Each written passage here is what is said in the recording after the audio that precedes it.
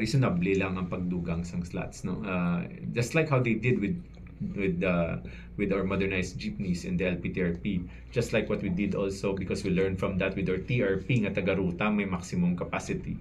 And in the same manner, we're also hoping nga sila, on the issuance of taxis and even ride-hailing apps nga TVNS will also be treated that way. As of now, ilaman ni data, as of today, there are 1,458 TNVS franchise and 2,570 taxi franchise. So that's around what? 4,000 units.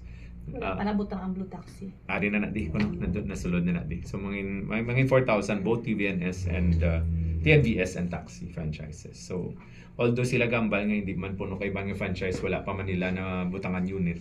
But that doesn't go lahat na nagoro opportunity, they will ultimately fill those slots. Kaya may 6 months period man na before silang ma-penalty man sila kung nagkuha sila franchise wala unit.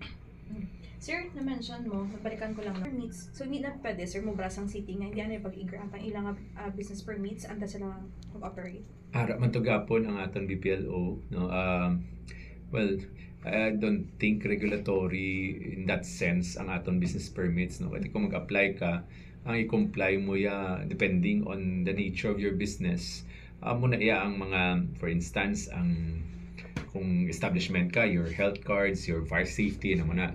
Kung diriguro sa transport sector, as long as you have a franchise, you have your licenses, hindi kaya malimitan in terms of issuance of business permit kung kumpleto ka na.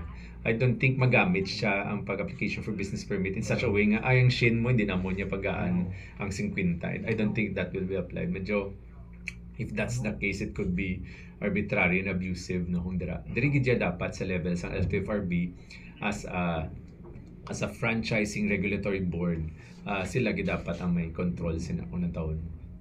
Sa meeting nyo karon, Councilor, ano mga gina-expect natin nga man-diskusyonan? It was called by Colonel Garbanzos, pero ang center of conversations will be two. The terminal concern, especially sa Mohon, and this one, the Blue Taxis concern. Sir? Pero it's led by the mayor.